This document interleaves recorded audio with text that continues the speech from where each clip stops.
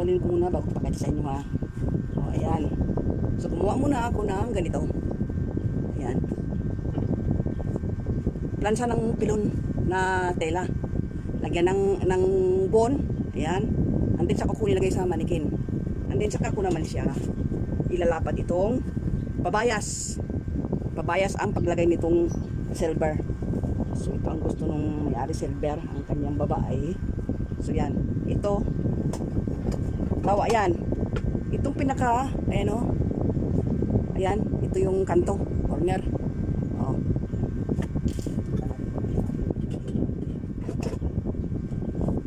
Ayan. Itong kanto na yan o. Kanto. Diyan sa gitna mo ilagay. O, aspili. Ayan, aspili. And then, saka mo siya. Ito. Ayan. Ganyan. Yung gustong matuto ng paggawa ng gown, ganito. Yan. So, wala kang makikitang tax dito sa ibabaw. Wala kang makikitang dart. So, doon lang sa ilalim yung pula, yun ang may dart. Ito, wala. So, diretso siyang telas para maganda siyang tignan. So, yun siya. Yan yun lang. So, ano lang natin yan, no?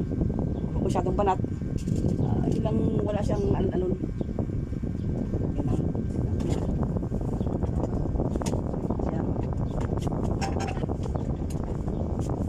Ayan.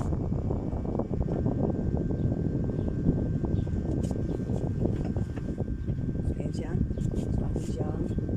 Meron pang walang cameraman. Ayan. Gusto ko lang i-share sa inyo kung paano pag gagawa niyang down. Professional way na wala kang makikitang dart sa dito. Wala kang makikita. Pero safe siya.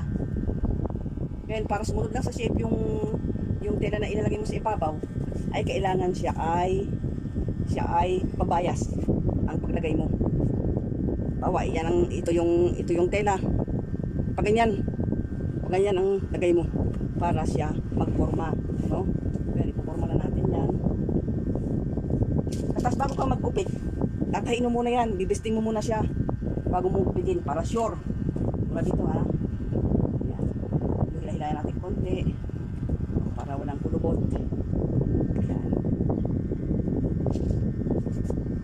Siya. Ito mga teknik itong pinasok sa inyo ha, yung gustong matuto ng mga gown.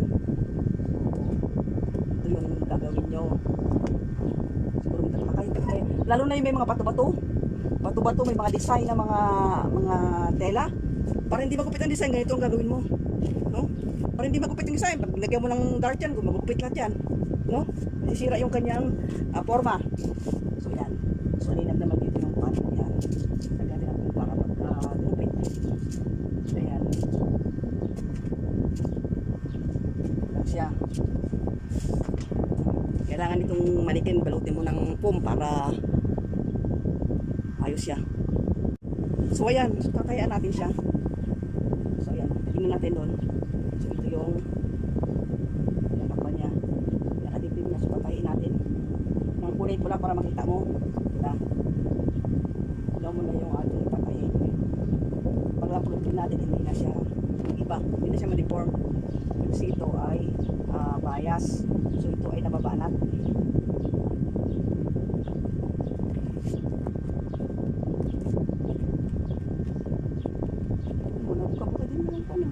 So hindi mo gaanong hihilain niya kasi bubuka yung sequence niya, no? So alalay lang.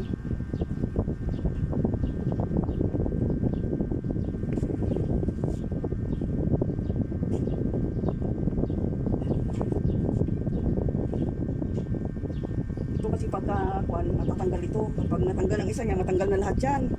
So ganyan ang sequence. Kaya kailangan be careful.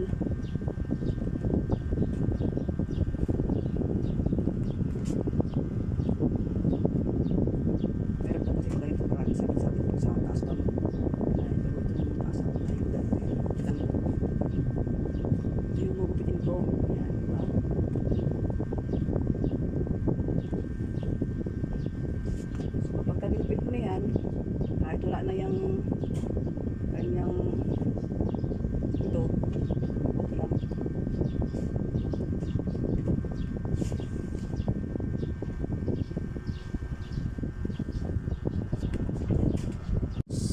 Ayan, matapos na mabisting lahat yan, paikot hanggang doon. Ayan. Saka magupitin. Ayan. Tagayin natin itong mga pin. Kasi meron naman na siyang ano.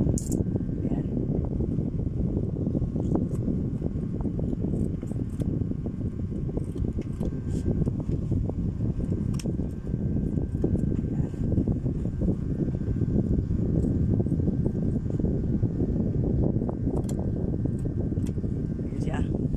Diba? Tapos dito sa baba. Layo ko para makita. Ayan siya. Ito.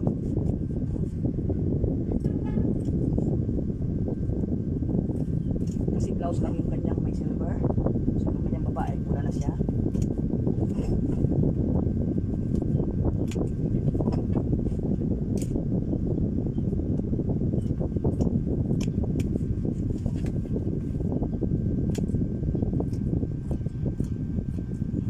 Yan ako forma. Diba? Wala siyang tax.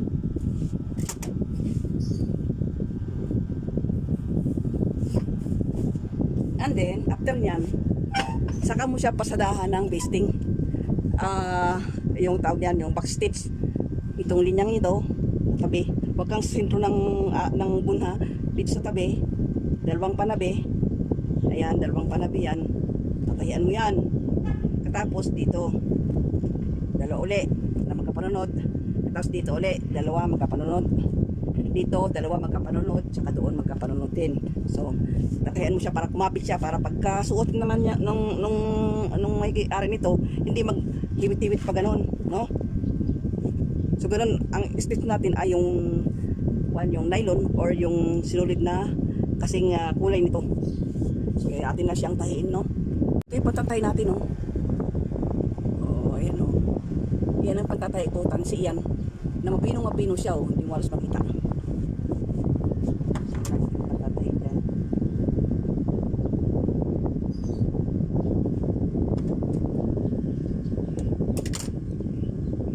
So, ayun na siya, oh. Ito na yung tansi. Nakita nyo? Yan. Ito. Pag-stitch ang tahin natin, ha? Pag-stitch. Tahin mo ganyan. Ito supurin mo. So, malapit. Ayan. Para mag-hold lang yung kung gaano hilain, ha. Huwag gaano hilain, lalay lang.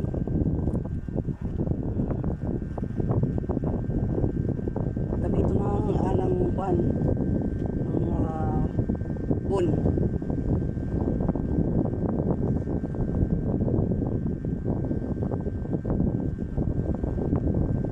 Ang distansya half inch, ha.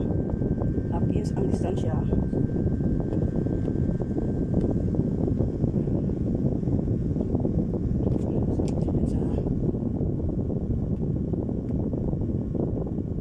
Lahat dito, huwag sa sentro, tabi lang sa tabi.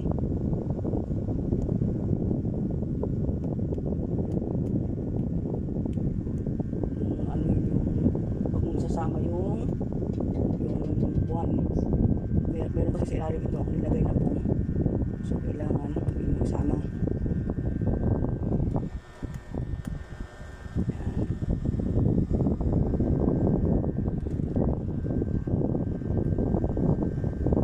Tapos ito meron daw itong feather. Ewan ko, hindi pa naman tinadala yung feather. Kailangan tatay mo na yan dyan. Hindi pwedeng tikit sa flow kasi hindi man. So, yun. Yan, doon. Yan. Ang paglagay nito ay hindi ganong hihilain, ha. Dahil bubuka yung bubuka ang mga butas-butas ng makikita ng sequence. So, ipapay natin dito para medyo matipis siya. Then, saka natin siya lock siya.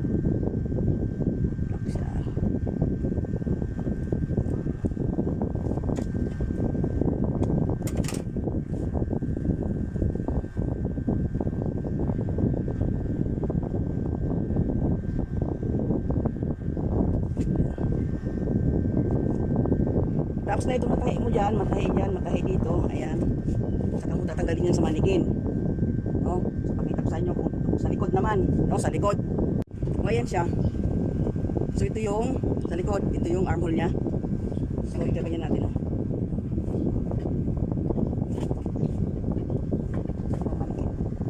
Papapalan mo lang yan para pag-informang tao. Siya. So, ito meron siyang pinapansyang pilon na tela. Pinapansyang pilon na tela, tapos mayroon na siyang bon. So, saan siya na ganyan.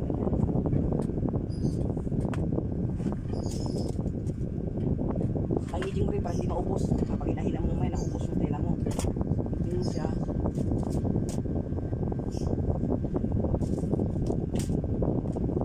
So, ganito ang gagawin nyo. Ito sumakay ng daw. So,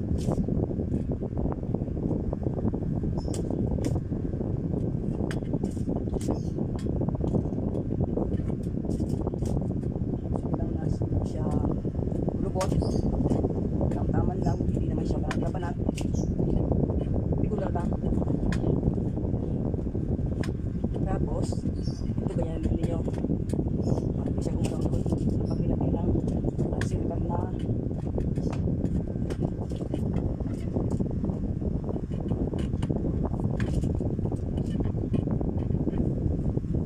Dahil ibang mag-isip na lang. Wala lang ito pa. Yan. So, tapos na yung nilagay. Ayan. Lagay na siya.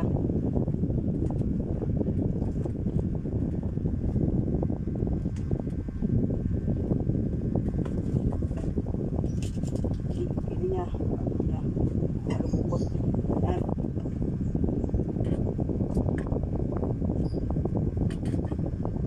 Saka nyo naman ilagay itong silver. Pinagbuka na natin. So yan, pakita ko sa inyo. Ayan. Ayan yung tela. Igaganyan nyo. Ayan. So ito yung tela. Oh. Igaganyan nyo siya. Pili doon. Magagay ko ka. Oh. Oh. Ito yung kabila. Magkabila. So pili. Ganun lang.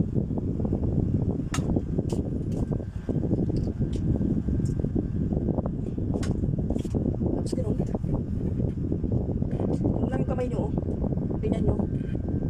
Sa kanyo yung titigpukin yan. Tapos sa kanyo hilahin doon.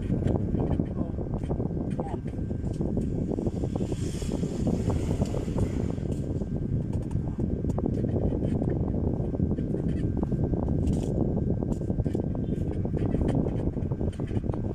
Kasi ganyan nyo muna. Kasi tingin nyo ito kapila. Bago hilahin nyo doon pag hanapin nyo ito sa kanyo hilahin.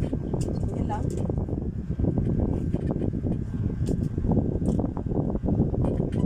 Bago yung tahian. So yan o. Bago yung tahian pa ganyan. Tapos, nang pulang sinulit, bago nyo gupitin. Ganyan nyo lang, para maporma na siya. So, ganyan na lang. No?